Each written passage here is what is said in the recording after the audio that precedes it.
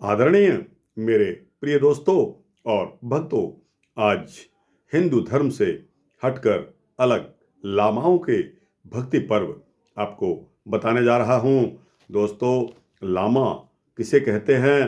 दोस्तों, आप समझ गए होंगे कि मैं तिब्बत की तरफ जा रहा हूँ।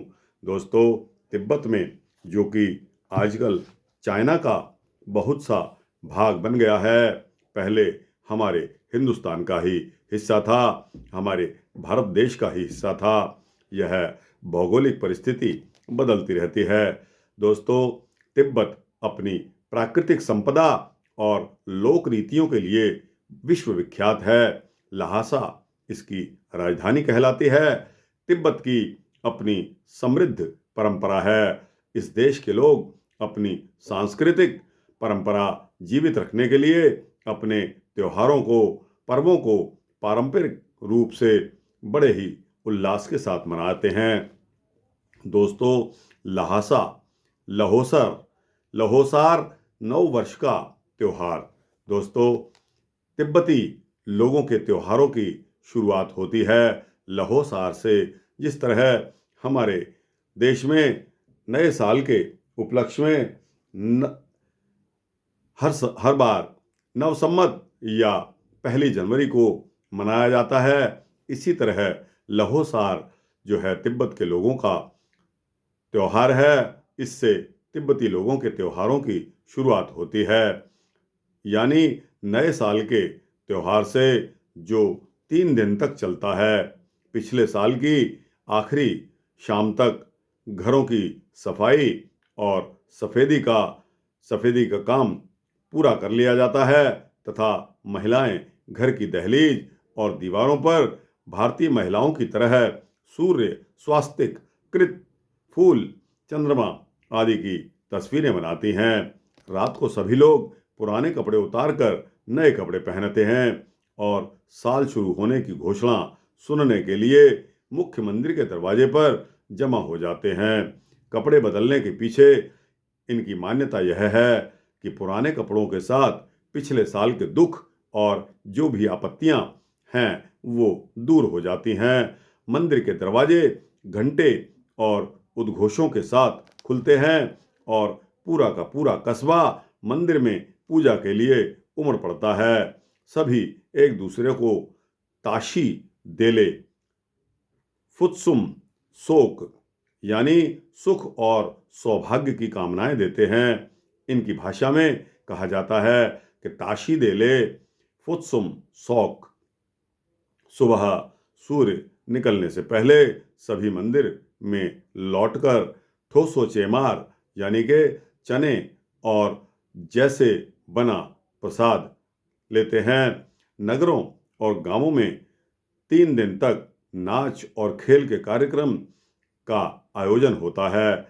घोड़ों के जितने दिल दहलाने वाले करतब लहोसार के दौरान होते हैं, उसकी बराबरी ढूंढना बहुत कठिन है। दोस्तों और भक्तों, गोली की गति से दौड़ते हुए घोड़ों की पीठ से लटक कर स्कार्फ उठाना, पैसे उठाना और हथियार उठाना इत्यादि जोखिम भरे खेल इसमें होते हैं। इससे देखने वाले कई बार डर के मारे अपनी आंखें तक बंद कर लेते हैं। दोस्तों, मोनलम का त्योहार आता है। तिब्बती लोगों के त्योहारों में सबसे महत्वपूर्ण त्योहार है मोनलम। मोनलम महान प्रार्थना का त्योहार 21 दिनों तक चलता है। इसमें भिक्षु, सैनिक, सरकारी अधिकारी एवं सामान्य नागरिक भाग लेते हैं।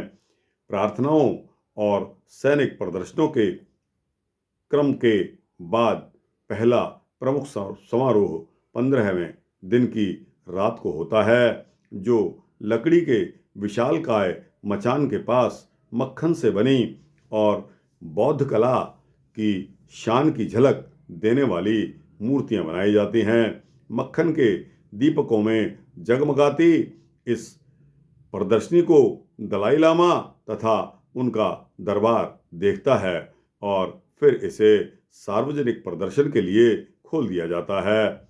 सुबह सूर्य निकलने तक सब कुछ पिघल चुका होता है। इसके पीछे बौद्ध धारणा यह है कि जीवन क्षणभंगुर है। प्रार्थना समारोह के आखिरी दिन सैनिक प्रदर्शनों और लामा नृत्यों का आयोजन किया जाता है। इसी दिन भगवान बुद्ध की सुंदर झांकी निकाली जाती हैं और कुश्तियों, वजन उठाने, दौड़ और घुड़सवारी की प्रतियोगिताओं के साथ मुख्य समारोह की समाप्ति होती है। दोस्तों, इसी तरह आता है साका दावा। साल के चौथे मास को तिब्बती लोगों में एक सौभाग्यशाली और महत्वपूर्ण मास माना जाता है। क्यों माना जाता है? क्योंकि इसी मास में भगवान बुद्ध ने जन्म लिया था, ज्ञान प्राप्त किया और निर्वाण प्राप्त किया था। पूरे मास व्रत रखे जाते हैं। 8, 15 या मास के सभी दिनों में मौन व्रत रखा जाता है। यह विश्वास किया जाता है कि इस मास में किया गया पाप और पुण्य 1000 गुना हो जाता है। इसीलिए भिक्षुओं को दान दिया जाता है और भेड़ों की हत्या से बचाने के लिए उन्हें खरीद लिया जाता है। इस मास में एक बार पूरे नगर का चक्कर भी लगाया जाता है। 15वें दिन मास का मुख्य त्योहार होता है। इस दिन पहाड़ी पर या झील एवं नहर के किनारे अजगर की पूजा की जाती है। संसार की सबसे अधिक पिकनिक प्रेमी तिब्बती जनता इसी दिन से साल भर का अपना पिकनिक कार्यक्रम शुरू करती है। अलग अलग अवसरों पर चलने वाली पिकनिक का मौसम तब तक चलता रहता है जब तक सर्दियां नहीं आ जाती और लोग बर्फ के कारण अपने घरों से निकलना बंद नहीं हो जाते। दोस्तों, इसी तरह आता है शो तोन, यानी कि नाटकों का महीना। दोस्तों और भक्तों, 7वें मास के पहले 12 दिन तक चलने वाला शो तोन त्योहार नाटकों का त्योहार कहलाता है। सभी नाटक ऐतिहासिक होते हैं। इसमें तिब्बत के महान राजा स्त्राण, मेन, गोम्पोकी, चीनी एवं नेपाली रानियों की प्रशंसा के नृत्य ग्यासाम शुंग और बालसा शुंग मुख्य हैं।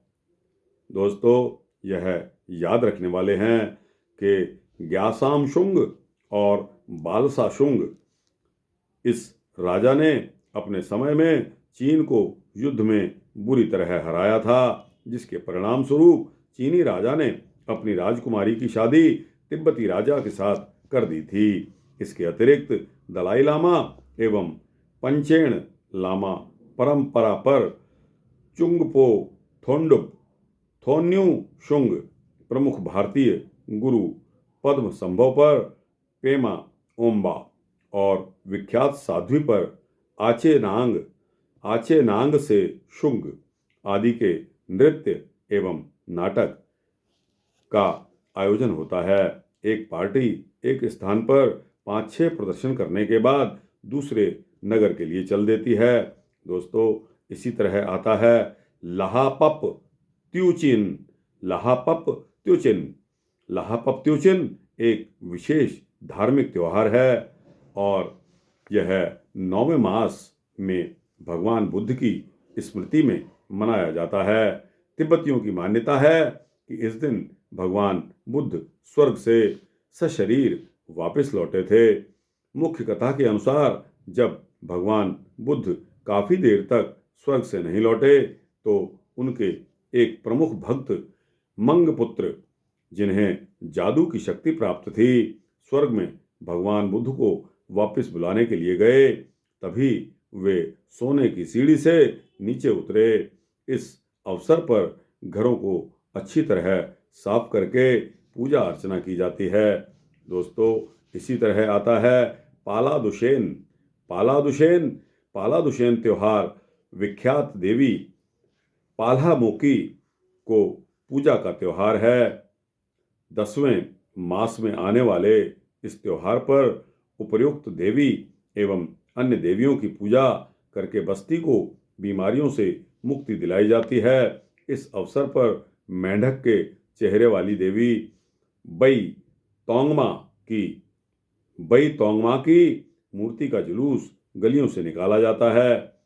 बई तोंगमा की मूर्ति का जुलूस हर गली से निकाला जाता है, जिससे बीमारी पर नियंत्रण हो सके। त्योहार के 10 दिन बाद गे लू पा गे लू पा के संस्थापक तमोन खा पाका तमोन खा पाका निर्माण दिवस मनाया जाता है, जिसके लिए बौद्ध विहार में विशेष समारोह होता है और घरों में रात को भारतीय दीपावली की तरह दिए जलाए जाते हैं।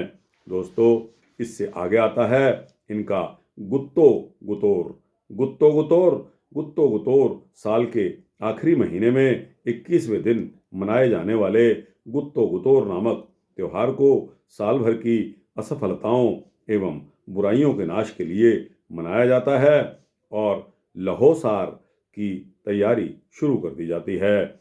इसी दिन विश्व प्रसिद्ध प्रेत नृत्य होता है, जिसमें विभिन्न जानवरों और प्रेतों के मुखौटे पहनकर लामा लोग नृत्य करते हैं। घरों में एक थाली में उबले जौ के आटे को सब्जियों के टुकड़ों के साथ सजाकर घर के सभी कमरों में घुमाया जाता है।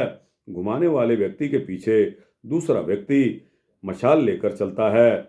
पूरे चक्कर के बाद थाली के सामान को घर से बाहर फेंक दिया जाता है और बंदूक दागकर या पटाखे छोड़कर यह मान लिया जाता है कि इससे घर में बसी हुई सभी बुरी आत्माएं, नेगेटिव एनर्जी घर से बाहर निकल गई है। तो दोस्तों, यह सूक्ष्म वृत्तांत मैंने आपके समक्ष रखा। यह वृत्तांत एक कल्याण पत्रिका के एक अंश कल्याण पत्रिका में प्रकाशित हुआ है, लामाओं के भक्ति पर्व। तो दोस्तों, यह वृत्तांत यहाँ समाप्त होता है। आपको कैसा लगा? अच्छा लगा हो तो इसको लाइक और शेयर करके अपने दोस्तों, भक्तों, मित्रों, जिज्ञासुओं को पहुँचाना। और दोस्तों, कमेंट सेक्शन में अपनी राय अवश्य देना। इस चैनल को सब्सक्राइब कर देंगे तो आपको इसी तरह के सूक्ष्म भक्ति वृत्तांत मिलते रहेंगे। जय लामाओं की, जय तिब्बत की, जय अखंड भारत की।